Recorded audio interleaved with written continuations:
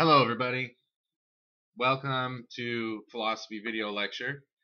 Tonight we're going to start talking about Descartes and skepticism. So, with everything that we've been doing so far, we've been trying to understand the foundations for how we could have knowledge. Well, now we're going to challenge that and see whether we really can have the knowledge that we think we have. One thing I want to immediately say here, and it's very important for Descartes too. And how Descartes entertains skeptical doubts.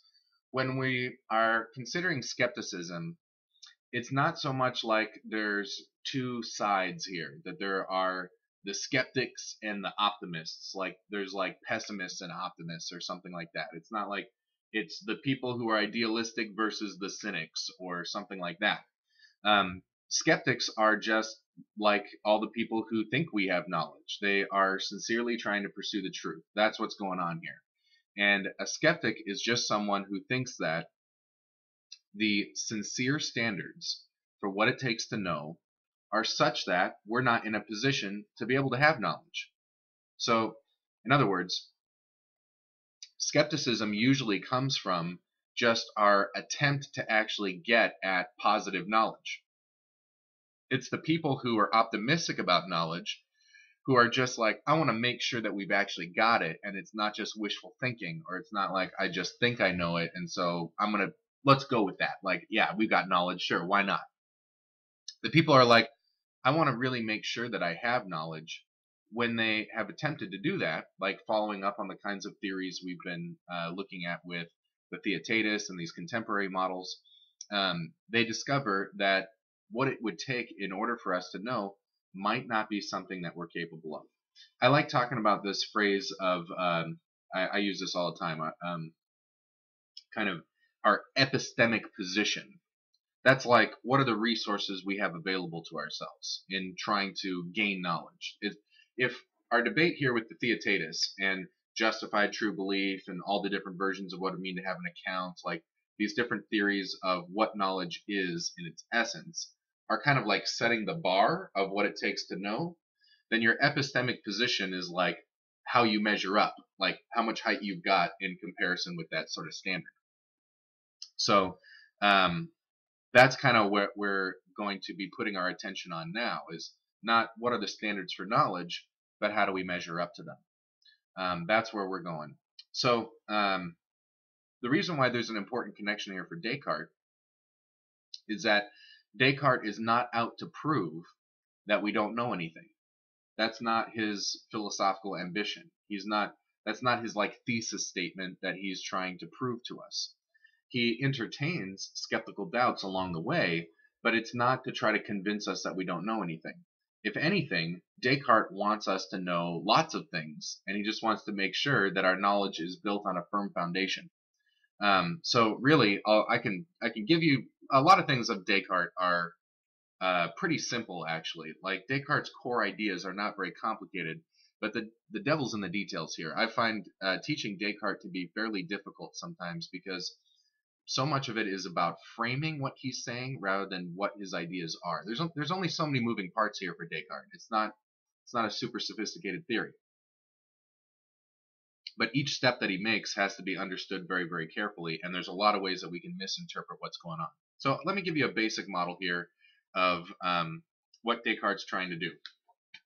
It's a very, very simple diagram. There it is. Told you it was simple, right? It's going to go like this. Here's where we think we are right now with respect to knowledge. Descartes' going to challenge that and try to burn it all down until he reaches some point where he can't burn anymore. And then from that point, his Archimedean point, he will try to leverage to recover all the knowledge that we initially doubted. That's what he wants to do. It's kind of like a city that has like grown into this sprawling, disorganized mess. And the way of responding to the situation is to demolish the whole thing and rebuild it in a way that is like organized and efficient and something like that.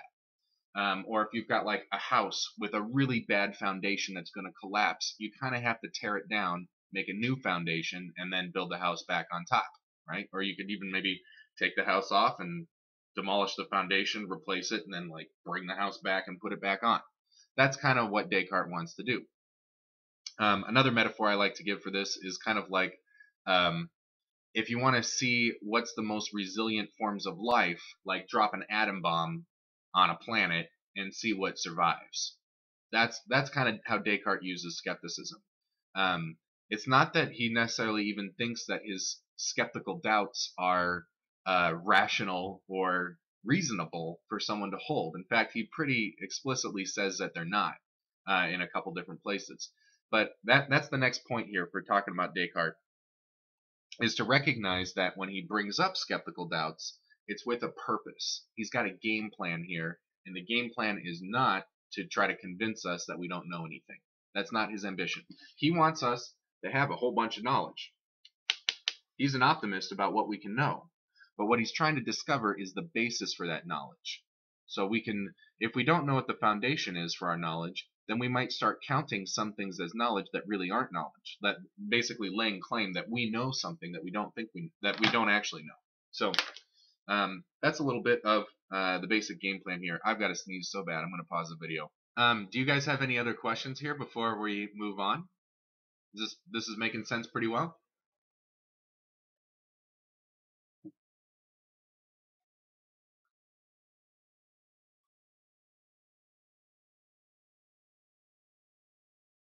All right, I will take that silence as a passive good job. Sometimes I wonder if people like show up and then just like leave. Don't listen to me. I don't know. You guys do whatever you're gonna do. You're adults in college. All right. So Descartes' plan is to try to discover what are the foundations for our knowledge. So we want to kind of have as much certainty as possible. In fact, we want total certainty. That'd be really nice. But even if there's some things that we might be less than certain about, whatever is our basis for that knowledge does need to be certain. In fact, Descartes is definitely going to be in that camp of epistemologists called foundationalists that we talked about earlier today. One of these kind of contemporary theories, foundationalism. Remember, foundationalists thought that there was two types of knowledge. There's knowledge that is known immediately and self-evidently and is not fallible in any sort of way. It's like a firm foundation. And then from that knowledge, then we can build up other knowledge. That's exactly what Descartes is trying to do here. He's trying to discover what we could be certain of, if anything. Maybe nothing is certain. Maybe nothing is certain. But Descartes doesn't actually, he's not going to conclude that because he's got some good reasons for thinking that there are some things that we can be certain about. So, but what he wants to do is sort of, if he's like, what's the stuff that's going to hold up to criticism the most? What's the stuff that we can have the greatest certainty about? Well, in order to figure that out, we're going to have to test our beliefs to the greatest possible extent that we can. So think again about this metaphor of like standards of knowledge. Now, usually when I'm trying to estimate whether I know something, like whether there's water in this glass right here, I'm going to hold myself accountable to some sort of standard for knowledge, some kind of rigorous requirement about whether I'm going to believe that, whether my belief that there is water in this cup passes muster and counts as knowledge. Okay, and normally I wouldn't be too worried about something like maybe I'm in the Matrix right now and there is no water cup at all. That'd be kind of ridiculous if someone told me like, hey, you don't know that there's water in the cup because maybe you're in the Matrix. Or if let me give you a better example. If I'm like, okay, I just need to figure out, let's look at the bus schedule here on my phone and see like how long can I hang out before I'm going to have to catch that bus because it's the last bus that'll take me home tonight, something like that. I'm like, oh, okay, I know I can get home tonight as long as I leave by 10:35 or something, right? And then my friend is like, you don't know that. And I'm like, huh? I'm like, that's the bus schedule. I use this all the time. It says it right here. and my friend tells me, well, maybe you're in the Matrix and there are no buses, I wouldn't be like, yeah, I'm not going to lose any sleep over that. You know, I'm not going to hold myself to that kind of standard. That'd be ridiculous. That's not a standard that we should reasonably use in trying to come up with what beliefs we're going to make conclusions about. I mean, it'd be ludicrous to ask that standard out of any of us. I think this is one reason why sometimes skeptics are a little misunderstood, especially Descartes, and what happens with him. Because it's not like you're trying to pass off this crazy hypothetical circumstance as the actual appropriate standard of where we should set the bar to figure out if we know things, or about what kind of conclusions I should draw in getting around in my day-to-day life. That would be ludicrous. Okay, but Descartes' up to something different here. He wants to figure out what we have absolute certainty about. So what he's going to do is test our beliefs, not at this kind of weak level of like, well, did you have perceptual experiences? I gave you a direct report on that, because that's how I know that there's water in this cup. Just my direct sensory reports and experience. That's the basis on which I formed that belief. Let's ratchet up the bar here. Let's raise the standards as high as we can go. And here's the principle that Descartes uses. I will throw out all of the beliefs of the things that I think are true, as long as it's just possible for me to doubt them. Not that I have any actual evidence that they're false, or not there's even any evidence that suggests that they might be false. Just the possibility of doubting will cause something to go in the trash can. He's like, that's not going to be something I have total certainty about. If it's even just possible to doubt it, that's a really, really high standard for what if we're going to test our presumable knowledge. That would be a unreasonable standard if we were thinking back to like good old JTB. No one would use Descartes' standard as the proper way to understand justification. It's just unreasonable to count that as knowledge. But Descartes' not just trying to figure out what's knowledge, but what's the most certain knowledge that we could have. So that's why we're doing something a little crazier here. Okay. That's why Descartes might look like he's reasoning in an unreasonable way. So far, so good. Is that making sense, guys? The people in the chat?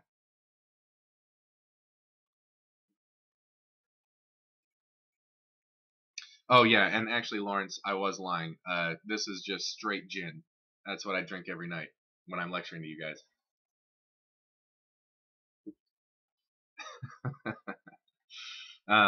Okay.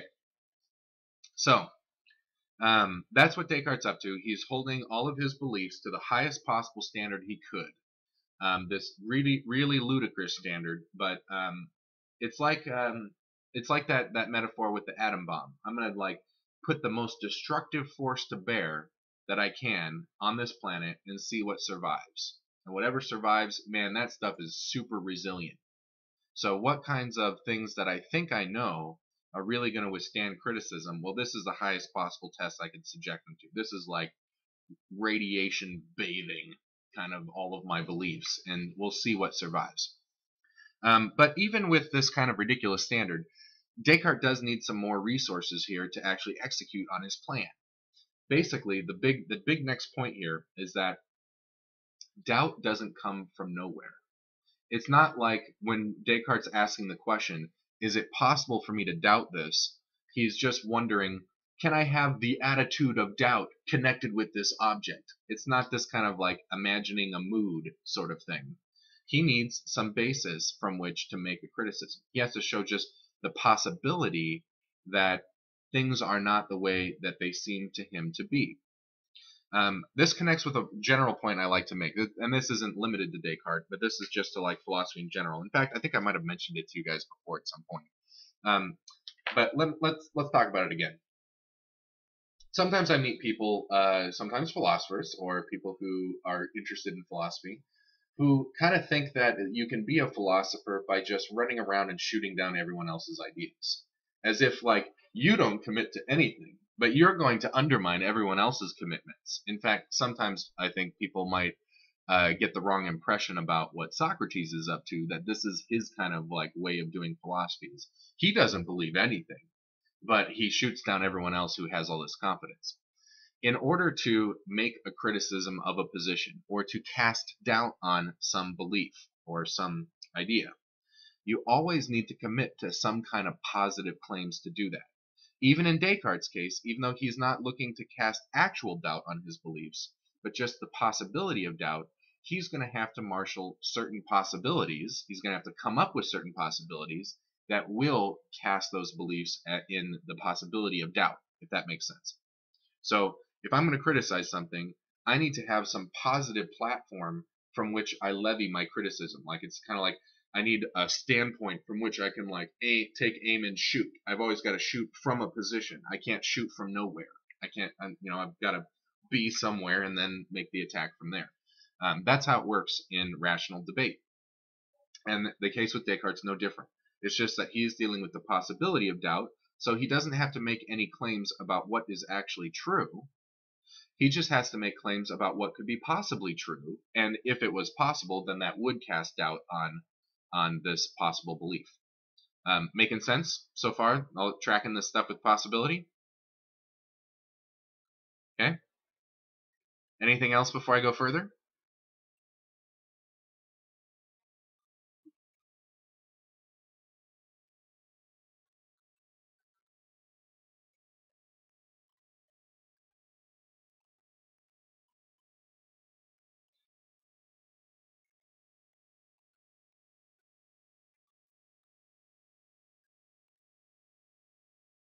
Oh, so Lawrence, you can't see me, but you can hear me? Okay, that's good.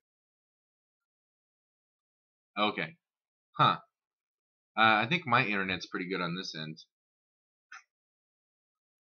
Hope that works out. But content-wise, this is all making sense?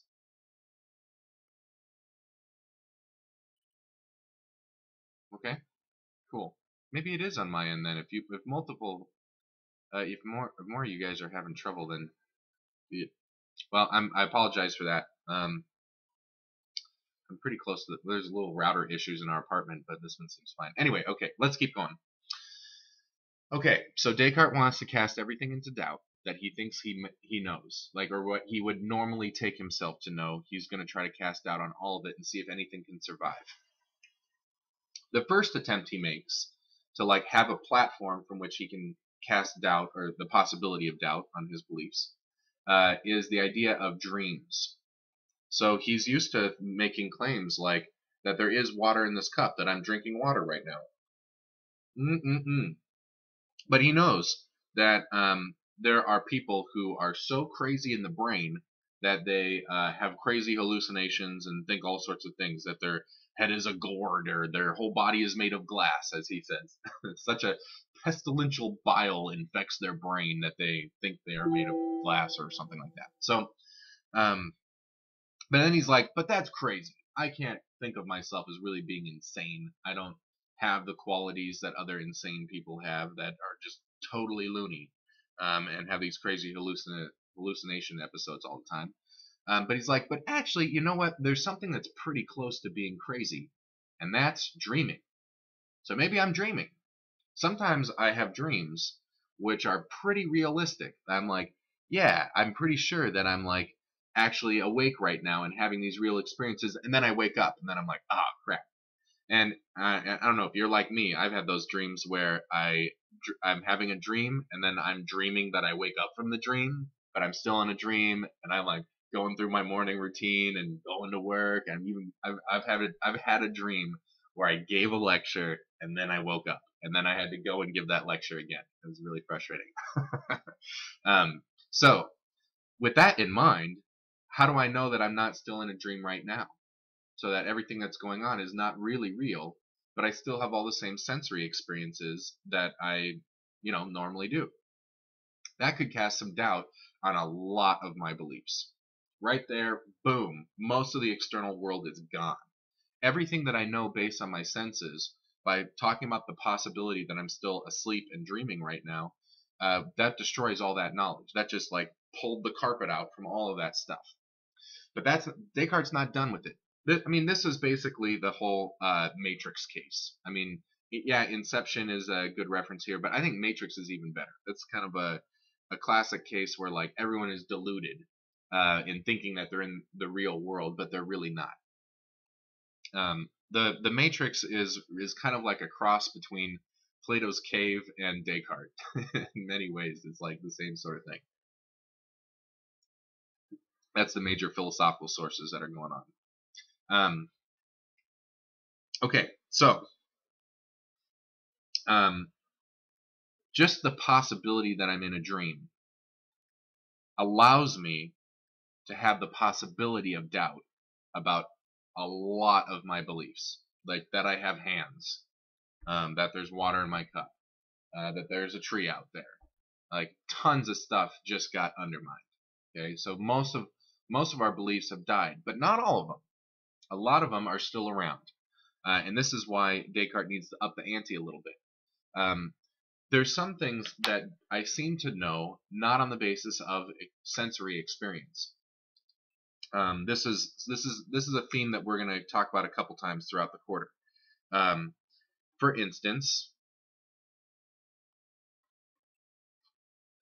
I know that it's true that 2 + 2 = 4. How do I know this? Do I know it because I've seen 2's and 2's and they've been 4? Maybe that's how I might have gotten acquainted with this truth, is by someone doing an example. Like when my mom taught me arithmetic, I was homeschooled.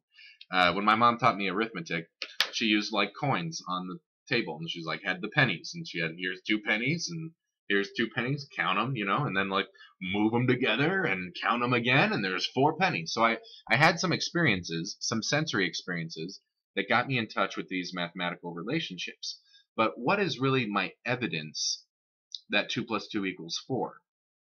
Doesn't seem to be based on anything in experience. What's the evidence that there's water in my cup? That I see it, that I taste it, that I touch it, like all of the sensory stuff. That's my direct evidence. That's my direct basis for thinking that that claim is true. But when I think 2 + 2 = 4 is true, it's not based on like I did a bunch of experiments. So far, it's always turned out that 2 + 2 = 4 or something like that. That's not the basis of my justification. If 2 + 2 = 4, it seems to be true based on the concepts alone. It's rational reflection on just the concept of what 2 is, what addition is, and what equality is. And if I've got those concepts, I can confirm that this is true directly by just rational reflection, not based on any sensory experience or observed experiments or something like that. So I can't cast doubt on 2 + 2 = 4 if I'm asleep. Like the possibility of being in a dream doesn't cast any doubt on 2 + 2 = 4. Anytime I'm able to think of those concepts and compare them against each other, I'll still know that 2 + 2 = 4 is true. But what about something else? Maybe there is a way that I could cast doubt on even something like this. Have you ever had the experience of doing math where you think you know what you're doing and then you get the wrong answer? I've had that experience many, many times. Before I got into philosophy, I was like kind of like a math science guy. I was a little bit of a nerd sort of thing. And I used to go off into the other classroom when people are doing math because I wanted to do math faster. I was like going through about twice as quickly through the book in this like little closet in this small middle school that I went to. And it was because I could like pick up the ideas really fast, but I actually was a pretty bad mathematician because I never really practiced. I just was like, ooh, new concept, new concept, new concept. And I thought I understood the concepts, but when it came to doing the calculation, taking an exam, I was like, nailed that exam, and then I get it back and it's a C or worse, right? And it was because I made some little mistakes in my reasoning as I was going through the calculation. I thought I knew what I was doing. I thought I was staying rationally consistent with my use of the concepts, but I still made a mistake and I got the wrong answer. Now, it's pretty hard to imagine something like that happening with 2 + 2 = 4. I don't usually make those kinds of mistakes. Like maybe never, except when I was first learning it. But this is where Descartes pulls out his real nuke, his like H-bomb. And that's the possibility of an evil demon. He doesn't talk about God because he has this little quick argument about like, well, God is good, so God wouldn't do this sort of thing. So we have to imagine something other than God that would be such an asshole that he would constantly try to deceive me. that maybe for an evil demon, it would be within the realm of the power of the evil demon to kind of like get inside my head and rearrange my thoughts in the middle of me making a calculation, like 2 plus 2 equals 5. Yeah. That he's able to like muck around with my thoughts and get me to think that I'm making that arithmetic calculation properly when I'm in fact not. Okay? So that sort of starts to undermine even the things that I think I have immediate knowledge of just from comparison of concepts. These would be mathematical truths, these would be logical truths, geometrical truths, things that are true by definition, like semantic truths. Basically, everything that I could learn from just reason alone. Boy, we just lost a lot of knowledge. Looking at the dream case and the evil demon case, I mean, what's left? That's a big question. Seems like if I can't even trust that when I go from 1 second to the next second, I haven't made some mistake in my reasoning just about concepts. Like just concepts, not even anything like materially existing in an external world sort of situation. I mean, that's nothing. I got nothing left. Except for maybe one thing. And that is my knowledge that I exist. That's Descartes' Archimedean point. So if we go back to our, if we go back to our little diagram here of where we're at with Descartes, we've gone down this path of destroying everything, and thanks to the dream possibility. Oh man, I'm so dyslexic. And the evil demon. They have destroyed just about anything. But then down here, we've been sort of like losing and losing all of our knowledge. But then there's a place where it stops. The coito. The coito is Descartes' really famous, you probably have heard it as this: I think, therefore I am. Maybe if you have heard any philosophical quote ever, there's a really good chance that that's the quote that you have heard. I think, therefore I am. That's actually not what Descartes is saying. That's not the core insight that he has. The core insight is really, it should be worded more like this: I doubt my own existence, therefore I exist. There's one claim that I can't doubt, that it's not even possible for me to doubt, that if I try to doubt my own existence, I discover that I exist. So even if the evil demon is deceiving me about every other possible conceivable thing, and he gets me to think that maybe I don't exist, he gets me to entertain that, and I'm thinking about it. Okay, I'm doubting my own existence. But wait, there's a thing that's doubting. That thing is me. I can't. If doubting is going to happen, if I'm going to doubt my own existence, there has to be a thing which is doing the doubting of itself. And that's irreducible. That's ineliminable. That's Descartes' certain knowledge. That's what stops us from losing everything. And that's really the only thing that Descartes thinks that we can have absolute certainty about at the outset here. Okay, so this is the one thing. This is like that tiny microorganism that survived the apocalypse, right? It's this idea that I exist. Okay, so this is where we're going to start going back from skepticism and start recovering our knowledge, because Descartes really is thinking that as long as he finds this sure foundation, that we'll be able to get back all of our knowledge. In fact, hopefully, Descartes' hoping that by the end of this story, I'm actually going to be able to know, I'll be in a position to confirm that I know that there is water in this cup. Even though I was doubting it earlier, that was because I didn't know what maybe my knowledge depended on. So it was possible for me to doubt it. But here's something that I have absolute certainty about, that I exist. Maybe in some way we can leverage that to regain all the rest of our knowledge and maybe figure out some other knowledge too. That's Descartes' hope. How are we doing so far? I just want to check in with you guys before we go into the next phase.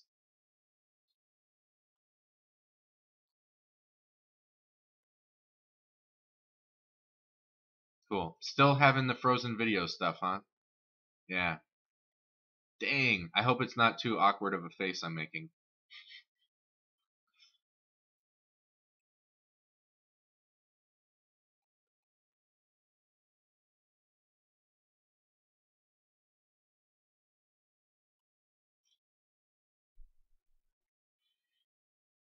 Yeah, I'll try that. I'll turn off my camera and turn it back on.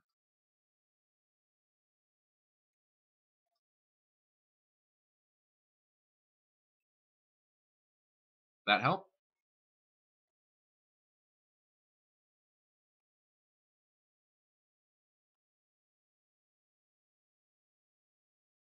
Bummer. That's weird. If it happens again on Monday, we'll have to maybe I'll have to try to investigate, or maybe I'll start looking on some message boards and figure something out. But how many of you guys, incidentally, are getting the Frozen video? Daniel, Alexa, Andrew, Lawrence. All right, so pretty much it's about everybody. Cameron? No, maybe not. Okay. All right. So where we've kind of left off here is I know that I exist. That's the one thing that I have absolute certainty about. Why? Because it's impossible for me to doubt it. Even just thinking about the possibility of doubting my own existence confirms again to me that I do exist. Because there has to be a thing that is the doubter, the thing that's doing the doubting. So instead of I think therefore I am, it's really I try to doubt my own existence, and therefore I exist. There's a thing that's doing the doubting. The next question that Descartes wants to ask. So as we're kind of rounding the bend here on recovering our knowledge, the next step here is an answer the question, well, what am I? What is this thing that exists? This kind of might sound familiar with the personal identity sort of thing. And in fact, Descartes is a dualist. He believes that there are physical objects that exist, but he also believes that there are mental substances as well. Remember the physical substances and mental substances, that's dualism. And Descartes thinks that a person is like a mental substance that's inside a physical substance. And so, like, I have a body, and it's my soul that's in the body that makes it do things and have experiences through the body and all that sort of stuff. And actually, Descartes thinks that the mental substances are known more immediately than the physical substances. Why? Because physical substances are doubtable to a much greater degree than mental substances. I can't doubt my own mental existence, but I can doubt that I have a body. And this is kind of where the discussion starts to go next. Descartes wondering, okay, if I know that I exist, what kind of thing is existing? He doesn't want to get that wrong. And he says, I'm really tempted most of the time to say that I just am my body, but I really am not my body. Because I can doubt whether I have hands. I mean, whether I have hands in this body, that's all stuff that I know through my senses. And we already talked about how my senses could be deceived by an evil demon, or if I'm dreaming, that those kinds of possibilities cast doubt on that. But I can't doubt that there's a thing that's doing the doubting. And that gives us a clue for what kind of thing is existing. Descartes thinks what I exist as, so like the coito part 2 is I exist. What is the thing that exists? A thinking thing. A thing that doubts. A thing that imagines. A thing that has perceptions maybe too. Has feelings and all that kind of stuff. So whatever that thing is, that's what I am, and that's how I exist. And then Descartes starts to go on. When you were doing the reading, I bet the wax part was something that kind of threw you for a loop. That's what I want to talk about next here. The Descartes like example of the wax and how he brings it close to the fire and it changes all these properties, and he's like, what? I wrap it with my knuckle and it makes that sound and this kind of stuff. So I want to kind of talk about that.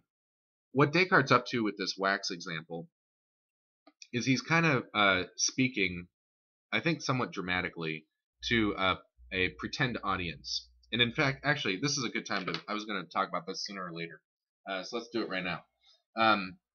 You'll notice like Descartes kind of writes this in a sometimes not academic, tone. He's kind of like writing in a very casual tone. It's almost like a stream of consciousness, like inner monologue sort of thing. Um, the funny thing about this is the meditations were actually treated as meditations. When Descartes published this, after it was translated into French, because he wrote it in Latin originally. Um, After it was translated in like the vulgar languages, people used to actually go on like meditation retreats and bring along Descartes' meditations, and they would seriously do it. Like one day they would read Meditation 1, and then they'd like think about it, and then the next day they'd read Meditation 2, and that sort of thing, and kind of trip out on this stuff. I have to admit, I kind of when I heard that historical story about it, I was like, I know what that's talking about. When I first got into philosophy in high school, I was like, man, I feel like I'm on drugs all the time. This is crazy. Like reality, whoa, kind of. So, I think that does happen, and people definitely tripped out on Descartes. Descartes' a pretty trippy guy. First time I did mushrooms, I was like, that's what Descartes was talking about. So, it's definitely possible for that to happen. But Descartes is kind of, I think, one of the interesting things about this writing style that I also appreciate is how Descartes kind of recognizing that philosophical reflection happens within the sphere of human life. And sometimes when I like hear these misunderstandings about Descartes that say like he's using these unreasonable standards, that he's like holding knowledge to ridiculous degrees. It's not very practical or pragmatic. I think actually Descartes is pretty in tune with what is practical and pragmatic. There's a couple sections in the reading. I think even pretty early on what's like here, let's see here. I think it's on like page, yeah, I found this section here, page 16, or page 5 of the PDF. He talks about how it's like, but you know what? As soon as I start trying to play this weird skeptical game, it just I can't keep doing it. It's like so ridiculous for me to think about evil demons and deceiving myself and all this sort of stuff. But he's like, it's okay. It's just a game. I'm just playing this game to try to discover what's real knowledge. And if I was really trying to do this in the real life, it wouldn't make any sense. But because right now I'm just doing this philosophical reflection, I'm at no risk of harm. It's not like I'm going to pretend like, oh, there's no necessary reality, so I'm going to try to jump off this roof or whatever. There's no practical consequences that are at stake when I'm just sitting here and thinking about stuff. So it's all cool. We can just entertain this game to try to discover what's certain. So I think Descartes really sensitive to the practical. And it shows up again here when he's doing the wax example. So after this whole argument about how I know that I exist because even if there's an evil demon, he can't deceive me about my own existence. He can't make me doubt that. And I understand that I'm a thinking thing. Descartes kind of takes a time out and he's like, we're kind of looking at like where we've gone and how we got there sort of thing. And I think he recognizes that to any good old hard-headed man on the street sort of situation, this is just going to sound like crazy, ludicrous nonsense, like crazy philosophy garbage. And he's like, okay, well, this is all really weird. I mean, how did we get here? That's kind of strange. Well, let's just kind of go back to what would be how I normally think about things in common sense, like what common sense tells me about reality and knowledge. And he says, common sense seems to suggest that the stuff that I know the most certainly are things like that there's a cup in my hand and that there's water in it. Not all this wacky stuff about like how I'm a mind with a thinking thing and that kind of stuff. It's like maybe what's not most certain to me, what I don't have the most certain knowledge about, is my own existence as this thinking thing, this mental substance. But maybe it's these physical substances. Maybe these are the things that I know more distinctly and clearly. He always loves this clear and distinct thing. We'll talk about that. Maybe not tonight, but maybe next week on Monday, because we're going to need a little bit more time with Descartes. Maybe it isn't consciousness or mental things that I'm most familiar with. Maybe it's material things. Common sense kind of tells me that. I'm like, I've never seen my mind. I don't perceive my mind, but I do perceive these objects. I mean, boom, it's right there. Actually, that was a kind of nice sound picking up on the mic. So maybe that's the case, and that's where he starts talking about the wax example. So he's kind of he says, let's let the mind wander. Let's let common sense have some free reign here, and then we'll pull back the reins and hold it accountable critically after we kind of explore that option. So he's willing to entertain that possibility. Maybe he's gotten something wrong here, and maybe it's material things that we have more certainty about rather than something like a soul, like this mental substance sort of thing. Okay, so then he's like, let's look a little more deeply into what's going on when I perceive that some object exists. And as he's like talking about, I can do it instead of wax, let's use this pen. So I'm looking at this pen, I'm noticing all of its properties, makes some noises, you know, it's like, got taste, something like that, it's black, you know, I can manipulate it in certain ways, I can draw on this board with it, oh, look at all these things that are going on, look at all these properties of the pen. Maybe the pen is just all those properties, but then I'm like, no, I don't think I know the pen through just the sensory perceptions I have of it. Why? Well, because what if I start manipulating this pen in really wacky, extreme ways? Like,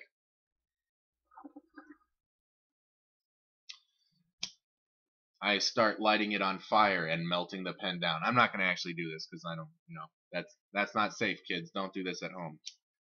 But let's say I start melting it down and it starts changing its properties in a really extreme sort of way. It's like all bubbly and it gives off a really weird smell, and now it doesn't really make a noise. I can't tap things with it because it's just like goop. And before it was like not really poisonous for me to get near it, but after it's burning and everything, then it's like, whoa, gotta stay away from that. So basically all the properties changed, but I still think it's the same pen, even after it's all like melty and weird, still the same pen. So when I say that I have knowledge of this object, it can't be something that's just built out of my sensory experiences of it, because those sensory experiences could change and I still think it's the same pen. This sounds a little familiar maybe because it touches on things like personal identity or numerical identity versus qualitative identity, just with respect to physical objects instead of people.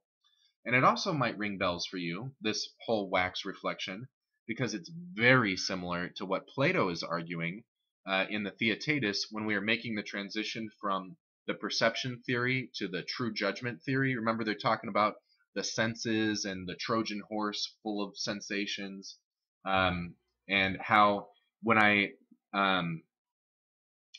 capture a thing's reality, when I have knowledge of the thing, it's not the senses alone that are in operation, Plato was saying. Remember, he said, what's always going on is a judgment of existence whenever I have a sensation. So I hear a noise, I make a judgment of existence. I see a flash, see some light, think there's a thing that's causing the light, right?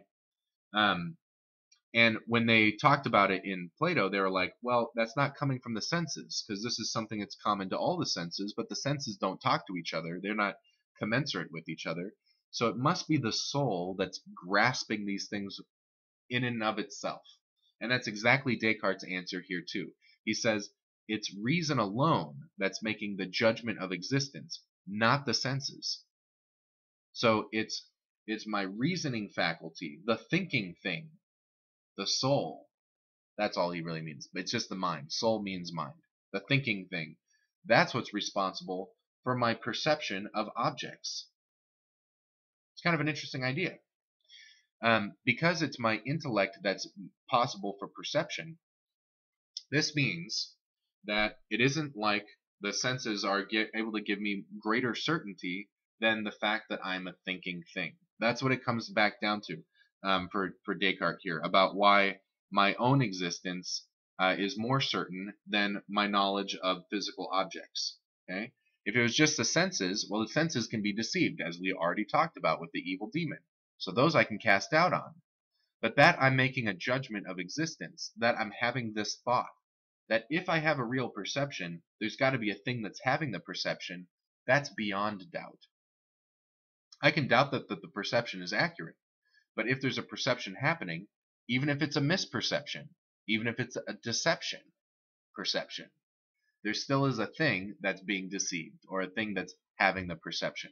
So again, we get back to where we started before with the original coito, that the thing that I have the absolute greatest certainty about is my own existence. Not physical objects, that may come later. Okay? And actually, maybe we're ready to start talking about that. But That's really the bottom line here for the wax thing. I think that's a particularly tricky passage, and that's what I wanted to explain. It also is important for us to have the wax thing on the table here because it's going to come back and be important later on in Descartes' theory as well. It's not just relevant right here for this part about like what's the point at which I actually get some certainty and start recovering some knowledge. Once we get like a little bit further on here, like way down the line here, Descartes' going to give us an actual epistemic theory, a standard for knowledge, and it's going to come down to having clear and distinct perceptions. Clear and distinct perceptions have to be judged by the mind. The senses themselves don't give that to us. So this is the wax example is also Descartes kind of slipping in a little foreshadowing of the reasoning that's going to be a part of his like final epistemic theory. But usually we don't get that far, and that's what I want to talk about next. Oh, the mic is breaking in and out too now? Oh, no. Is that happening for other people too? Voice and video seem semi-desynced. Damn it. Maybe one of my housemates is like running a bunch of torrents or something right now. I don't know. Maybe I'll have to talk to them about that. Ah, crap. I'm sorry, guys. Okay.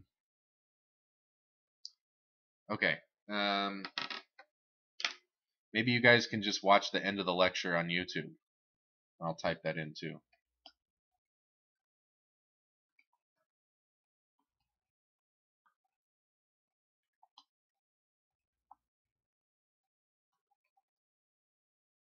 I'm sorry.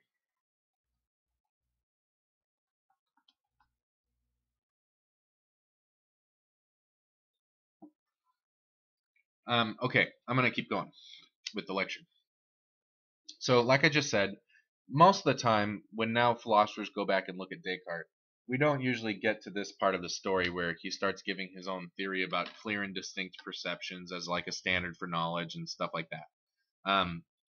Mostly because the next step in his argument is treated with a great degree of suspicion. So, remember Descartes' game plan is he is going to cast doubt on everything. He's going to raise all these skeptical threats.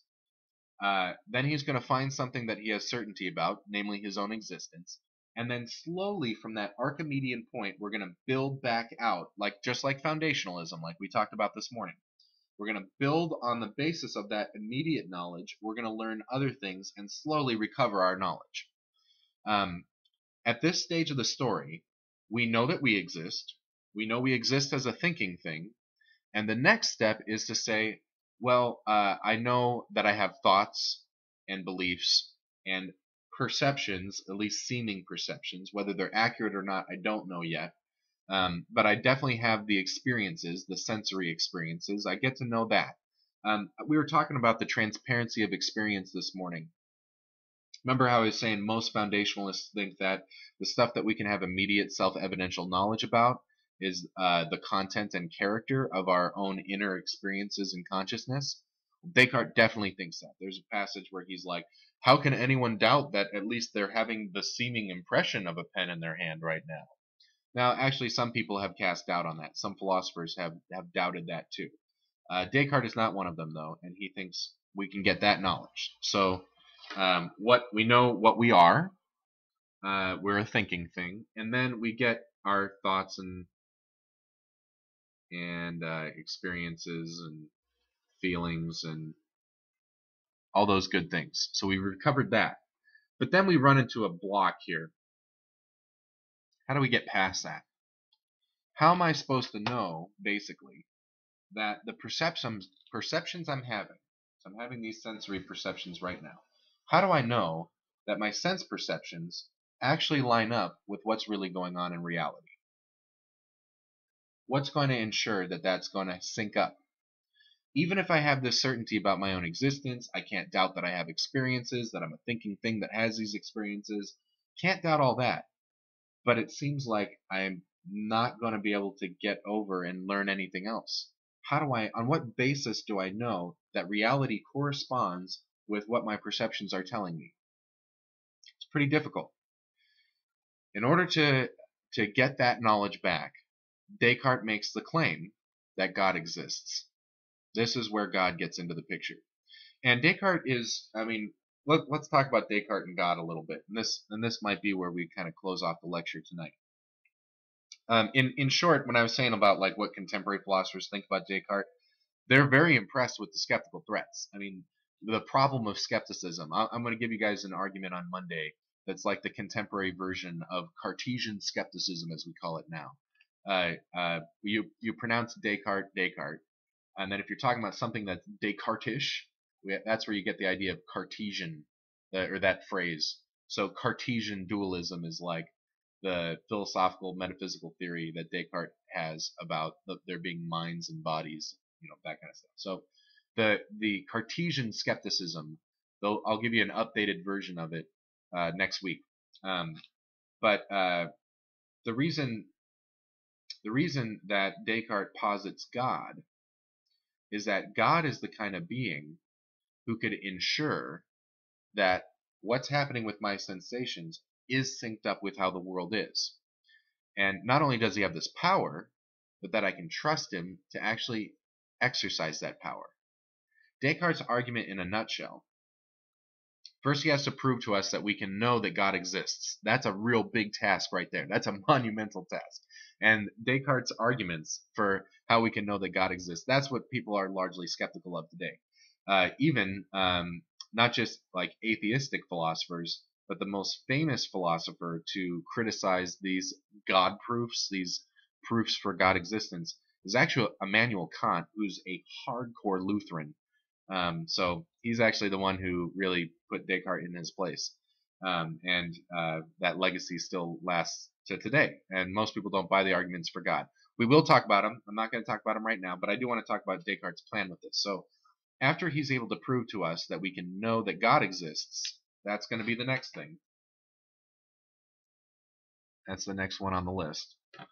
Descartes' going to say, well, if we know that God exists, and we know what we're talking about here, that God is good, then a good God would, maybe it would be consistent with a good God that I'm sometimes deceived, which is what happens. I think something is present and I'm wrong. I do some drugs and I hallucinate and I'm, what I think is false, like what experiences I have are false. Sometimes I have those dream experiences where I think I'm awake when I'm really dreaming. Sometimes I see something that's fuzzy and off in the distance, and I make a judgment about it based on my perception, but it turns out to be wrong. I'm like, is that my friend Dashiell? No, it's not Dashiell. It's some other guy I've never seen before. Whatever. So sometimes I'm deceived, but a good God would not allow me to be deceived 100% of the time. In other words, a good God wouldn't do this whole thing about there being an evil demon, that kind of crap. Okay, good God wouldn't be like constantly deceiving me. He wouldn't have it so that my experience never lines up with reality. So what's going to be the dividing line between when I can know that my perceptions are synced up with reality and when there's this possibility that maybe I'm mistaken? That's where this line about clear and distinct perceptions comes in. So that God's going to ensure that because he's good, he's going to ensure that whenever I have a clear and distinct perception of something, then it must be true. So God is the bridge here.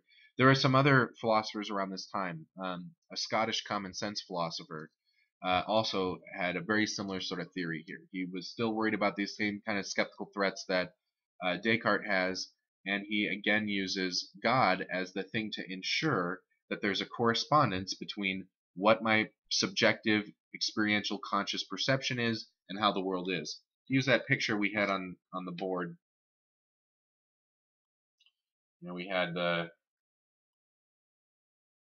person looking at a tree and then having the thought of the tree.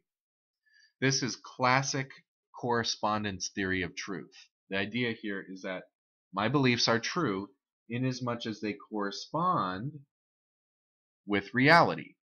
If I think that there's a tree and there is a tree, then that means that it's true. If there's no actual tree, then it's false. So what's going on with the world and what's going on with my mind, those have to sync up. If those correspond, then it's true. And what Cartesian skepticism really reveals to us, this is the big takeaway from Descartes. Even though, a lot of times we don't buy his arguments for God anymore, or don't think that he's been able to recover our knowledge, our ordinary common sense sort of knowledge. It's kind of blocked there. It's kind of maybe a dead end. We still, the legacy here about the skeptical threats is pretty important. And this is what I want to leave you with tonight. This is the biggest legacy. This is the reason why I'm having you guys read Descartes at all.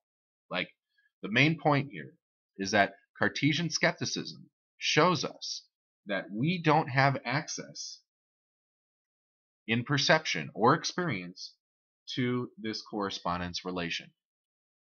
That our epistemic position, remember this idea I was talking about at the beginning of the lecture, our epistemic position doesn't give us access to this. I can't confirm that there's a correspondence between what's going on in my experience and how reality actually is. And that is something that may not be obvious to us. That takes a little philosophical reflection to understand. And this idea has been super important in the history of philosophy since then. It is part of, it's not everything to it. Hume's going to make a big addition to this as well, but it's part of what provokes Immanuel Kant, to come up with probably the most revolutionary, the most idiosyncratic, the most innovative philosophical theory that we've ever seen in the history of philosophy. Whether it's right or not, I have no idea. But Kant had crazy from left field sort of theory here about knowledge and reality and metaphysics and all this sort of stuff. And the Kantian tradition provoked a whole, like, Kant and basically everyone who was influenced by Kant after that just kind of mushroomed. Like, Kant's influence is just crazy. It totally revolutionized how we think about reality, and a lot of stuff that you take for granted as like intuitions about how you think about reality are really traceable back to this shift. And it all comes back to this kind of basic recognition that Descartes' skeptical argument sort of reveals something to us about ourselves and about what we have access to, about what we can lay claim to with knowledge. And this is going to be something that will characterize all of our discussions about epistemology for the next 300, 400 years. Yeah, around that, yeah. A little over 400 years. So it's a pretty big deal. So we got some more to talk about with Descartes, but I think we got to a nice stopping point tonight. I'm feeling pretty good with where we're at here. You guys got all the skepticism stuff. You saw how Descartes turned the corner on this, how we get a little bit of our knowledge back, but then we run up into this obstacle. I might talk a little bit more about the God proofs on Monday, and maybe a little bit more about Descartes' theory about clear and distinct perception. And we'll definitely talk about this kind of modern skeptical dilemma. And there was one contemporary theory that I wanted to talk about this morning that we ran out of time for, and that's contextualism. And I think we can bring contextualism back, and I can definitely fit that in pretty well with this discussion of the updated skepticism problem. It's in principle very similar to what Descartes' talking about, but it kind of frames it up in a nice new way. So that's all coming on down the pipe for Monday, and then as soon as we get done with that, we'll start talking about Hume and more skeptical threats. And Hume's going to be doing something totally different from Descartes' skepticism, and that's something pretty important. Actually, maybe I'll leave you guys with this note. Well, first we've got to do the code. Yes. Oh, and as Alexa is kind enough to remind me,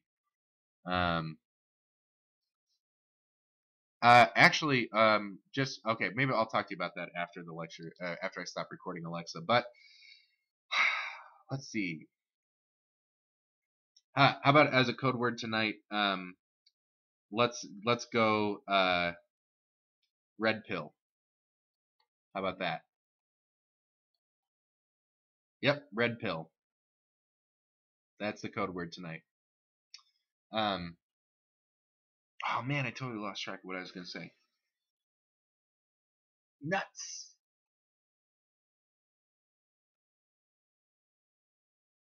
Oh well. I'll probably think about it by next week. But Oh, that's right. So over the weekend, I'm going to want you guys to read Hume. And I want to kind of give you some warning right now, early on, before you even crack open the PDF file and start reading it on your computer. What Hume is going to cast doubt on is a reasoning process called induction. Basically, how I use my experience to have knowledge about how the world is. And the skeptical threat that Hume is going to bring up has nothing to do with Descartes' skepticism. Nothing to do with it at all. And it also has nothing to do, Hume's concern about induction has nothing to do with how induction is fallible. So like, here is a really, really quick example. I can run an experiment.